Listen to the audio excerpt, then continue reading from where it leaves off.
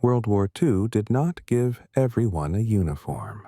It did not hand out weapons to millions of ordinary people. Yet they survived, not by fighting, but by thinking. In a small European town, when the first gunshots echoed through the streets, people learned a brutal truth very quickly. Bravery with a weapon could get you killed. Intelligence without one could save your life. Families didn't rush to battlefields. They rushed underground. Basements, cellars, tunnels, places never meant for living, became the safest rooms in the world. People learned how to breathe quietly, how to control fear, how to sit in darkness for hours without making a sound. Children were taught a new rule. If soldiers come, don't cry. Crying could kill everyone. People memorized escape routes like prayers. Which alley had a broken wall? Which house had a back door? Which neighbor could be trusted? Windows were covered. Lights were hidden. Radios were buried. Survival became a skill. Mothers learned to cook silently. Fathers learned to lie convincingly. Teenagers learned to watch shadows instead of the sky. When soldiers searched houses, civilians didn't resist. They acted invisible. The strongest people weren't those with guns. They were the ones who could disappear. That was the first lesson of survival without weapons. If the enemy cannot see you, you are already winning. When money lost its meaning, people discovered something new. Food was power. Banks were useless. Paper money burned easily. Gold attracted the wrong attention. But bread could keep you alive. Across occupied Europe, civilians learned the art of silent trading. A loaf of bread could become shoes. Shoes could become medicine. Medicine could become protection. Markets no longer looked like markets. They existed in whispers, in glances, in carefully chosen words. Do you know someone who knows someone? That was the question. People hid valuables inside clothing, inside walls, even inside books. Nothing obvious, nothing loud. Children were often the messengers. They looked harmless. They looked invisible. A boy carrying bread wasn't suspicious. A man doing the same could disappear forever. People learned to negotiate without arguing, to trade without trust, to smile without believing. Farmers became lifelines. City people walked for hours at night, avoiding roads, memorizing forests, counting steps. Some traded skills instead of objects. Fixing shoes, sewing coats, writing letters, teaching children. Skills fed families. Every transaction was a risk. A wrong word could bring soldiers. A wrong face could mean arrest. But hunger was worse. Families ate in silence. Portions were measured carefully. Nobody took seconds. People survived not because they were strong, but because they were smart. The second rule of survival without weapons was clear. If you control food, you control tomorrow. War erased names, and survival demanded new ones. As checkpoints multiplied and soldiers began asking questions, civilians realized something terrifying. Who you were could kill you. So people learned how to become someone else. Real names were whispered only at home. Outside, everyone wore masks made of lies. Forged papers became as valuable as food, sometimes more. A wrong stamp meant prison. A wrong birth year meant forced labor. A wrong accent meant death. People practiced their new identities like actors rehearsing lines. I was born here. My father was a worker. I travel for trade. Children memorized fake birthdays before they learned multiplication. One man became a farmer, even though he had never touched soil. One woman became a widow while her husband hid in the attic above her head. People learned to change their walk, their tone, their habits. Fear sharpened intelligence. A civilian learned to read faces. Who was suspicious? Who was tired? Who might look away? Checkpoints were battles without weapons. Every document check felt like standing on the edge of a cliff. Some survived by disappearing entirely, changing towns, switching languages, erasing their past. Others survived by blending in so well that even neighbors forgot who they once were. There were no heroes here, only survivors. And the third rule of survival without weapons was learned the hard way. If you cannot fight the system, outsmart it. Some people survived by running. Others survived by vanishing. Across occupied cities and villages, ordinary homes grew secret hearts. False walls, hidden attics, basements behind cabinets, places not meant to exist. People slept in spaces so small they could barely turn over. Days passed without sunlight. Time was measured by footsteps above. Silence became discipline. Children were trained not to talk, not to cough, not to cry. Toys were taken away, not as punishment, but protection. Families lived double lives. Upstairs, normal voices, normal routines. Downstairs, breath held, prayers whispered. Knocks on the door froze blood. Searches could last minutes, or hours that felt endless. One loose floorboard, one nervous glance, one sound. That was all it took. Those who hid others lived with constant fear, not only for themselves, but for the lives they protected. Neighbors became either allies or threats. Trust was rare. Betrayal was fatal. Yet people still hid strangers, not because it was safe, but because it was right. Some never came out. Some survived months, some years. And when freedom finally arrived, many couldn't step into sunlight without shaking. They had survived without weapons, but not without scars. The fourth rule of survival without weapons was simple. Sometimes the bravest act is to remain unseen. There came a moment when hiding was no longer enough, when searches became too frequent, when names were called, when danger learned where you lived. That was when people ran. But running in war was not about speed. It was about timing. People left at night, carrying only what they could lose. Suitcases were replaced by sacks. Memories were left behind. Paths avoided roads. Forests became maps. Stars became guides. Families walked in silence, stepping where others had stepped before. Fires were forbidden. Voices swallowed. Children learned to walk without crying. Parents learned to carry fear without showing it. Borders were invisible and deadly. Some were guarded. Some were rumored. Some were lies. Smugglers appeared, asking for food, valuables, or favors. Some helped. Some betrayed. Trust was a gamble. A wrong guide could deliver you straight into danger. Yet people still walked, because staying meant certainty. Running meant a chance. One family crossed a river in winter, water reaching their chests. Another waited days in a ditch for patrols to pass. Many failed, but those who succeeded never forgot the fifth rule of survival without weapons. Movement is life. Stillness is surrender. In war, survival was not decided by strength. It was decided by understanding people. Those who lived learned something dangerous and powerful. Silence speaks.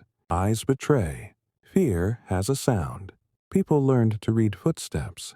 Heavy boots meant danger. Uneven steps meant exhaustion. Fast rhythm meant panic. They learned to listen through walls, through floors, through breath. A single cough could end everything. So people trained themselves not to react. A child learned not to scream when hungry. A mother learned not to cry when afraid. A father learned to smile at soldiers while his heart screamed. Faces became masks. When questioned, answers were short, never detailed, never emotional. The smart ones complained about nothing. The dead ones explained too much. People learned which words attracted suspicion and which bored soldiers. They learned to look tired, not scared, to appear harmless, not intelligent, to look like they belonged nowhere. Some survived by pretending to be slow, others by pretending to be broken. Children were taught lies before they learned arithmetic. Where are you from? Who is your father? Why are you here? Answers were rehearsed like prayers. Mistakes were fatal. In markets, eyes watched hands. In trains, silence was currency. In lines, patience was survival. People learned when to stand close, and when distance saved lives. The clever ones noticed patterns.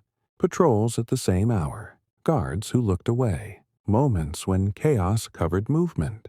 Survival without weapons was a war of the mind.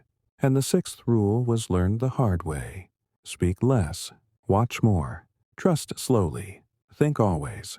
Those who mastered silence lived long enough to remember. Bombs destroyed buildings, but hunger destroyed people. As war dragged on, food became rarer than safety. Money meant nothing. Gold meant little. Only usefulness mattered. People learned the true value of things. A broken watch could buy bread.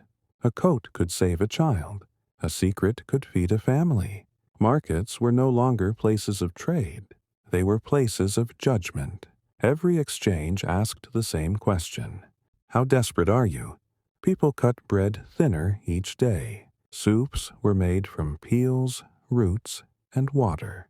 Children stopped asking for food. They learned it hurt less not to hope. Mothers lied to their children. I already ate. Fathers lied to themselves.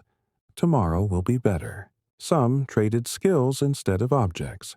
A man who could repair shoes survived. A woman who could sew lived longer. A child who could run messages quietly became valuable. Knowledge became currency. People memorized routes, hidden paths, abandoned cellars, safe staircases. Those who knew where survived better than those who knew what. But hunger changed morality. Neighbors became competitors. Friends became silent. Kindness became dangerous. Sharing food meant risking death tomorrow. And still, some shared. A crust of bread split in two. A spoon passed quietly under a table. A potato hidden in a coat pocket for someone weaker. Not everyone became cruel, but everyone became careful. Children learned to eat slowly, quietly, gratefully. No crumbs wasted, no complaints spoken. People learned to read faces before trading. Hungry eyes lied. Calm eyes calculated. Desperate hands trembled. One wrong trade could mean betrayal. One wrong trust could mean arrest. So people learned the seventh rule of survival. Never trade loudly. Never trust quickly. Never show how badly you need something. Because in war, hunger listens, and it remembers. By this stage of the war, survival no longer meant staying alive. It meant disappearing. Cities became traps. Names became dangerous. Faces became memories best forgotten. People learned that the safest person was the one no one noticed. Those who survived longest walked differently. They avoided eye contact. They spoke less. They never stayed in one place too long. Movement became a skill. Families escaped at night, not together but in silence. Steps counted, breaths held. Children trained not to cry. A crying child could end everything. People changed their identities. A man stopped using his real name. A woman memorized a fake birthday. Children practiced new stories until they sounded real. Where are you from? Why are you here? Who do you belong to? Wrong answers meant death. Some burned their documents. Others buried them. Many memorized lies more carefully than truth. Safe houses weren't marked. They were recognized by signs only the desperate noticed. A cloth placed wrongly. A door never fully closed. A light that flickered twice. Trust was never complete. People slept with one eye open. Shoes stayed on even at night. Escape routes were planned before resting, because rest could be permanent. Forests became shelters. Basements became homes. Ruins became maps of survival. Children learned the geography of destruction better than school books. They knew which walls echoed, which floors collapsed, which streets were watched. Silence became protection. People learned to cough quietly, cry into fabric, pray without sound. The loud died first. Some disappeared completely. No letters, no goodbyes, no graves, just absence. Those left behind pretended not to remember them. Remembering hurt too much. And still, people moved forward, not because they believed in tomorrow, but because standing still meant death today.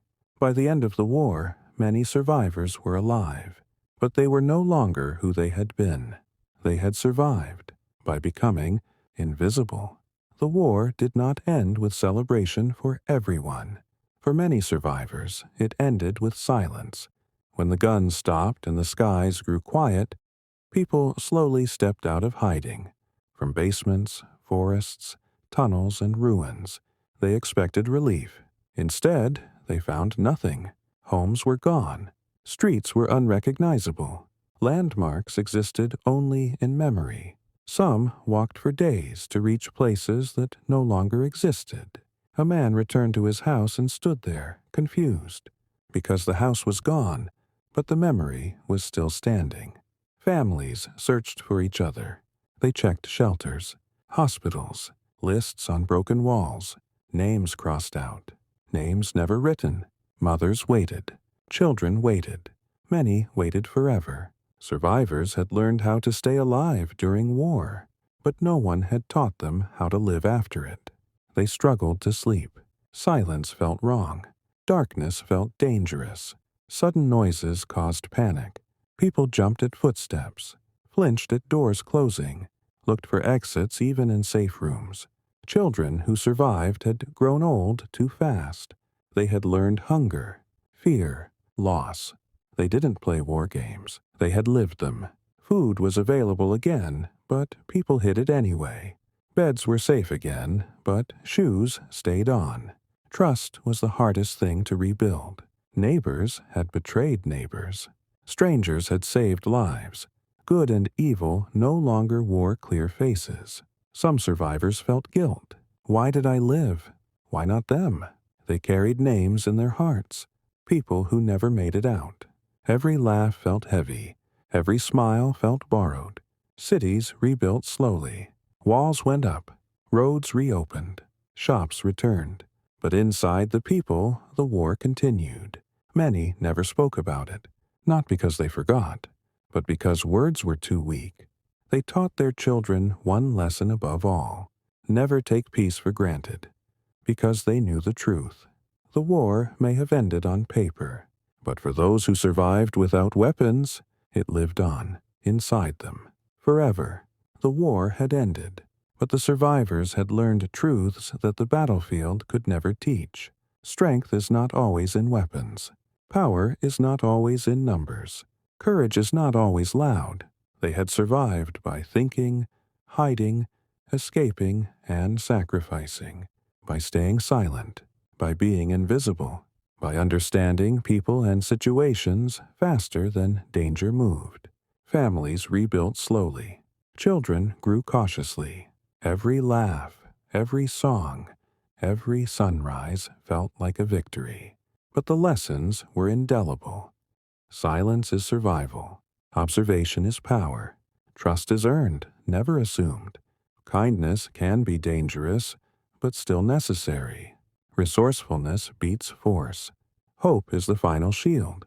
People who had no weapons had survived because they used their minds, hearts, and instincts. They traded, they hid, they escaped, and they adapted. Some lost everything, yet they never lost themselves. The streets slowly filled with life again. Markets returned. Schools reopened. But the memories stayed. A child who had once run through ruins grew into an adult who remembered every shadow, every whisper, every breath of fear. They shared stories not to glorify the war, but to honor human resilience. Because in the end, surviving without weapons wasn't just about life. It was about learning to live when the world tried to take everything from you. And when they finally stood atop hills or looked at sunrises over ruined towns, they understood. Life doesn't need bullets to be fought. Sometimes, wisdom, courage, and silence are the sharpest weapons of all.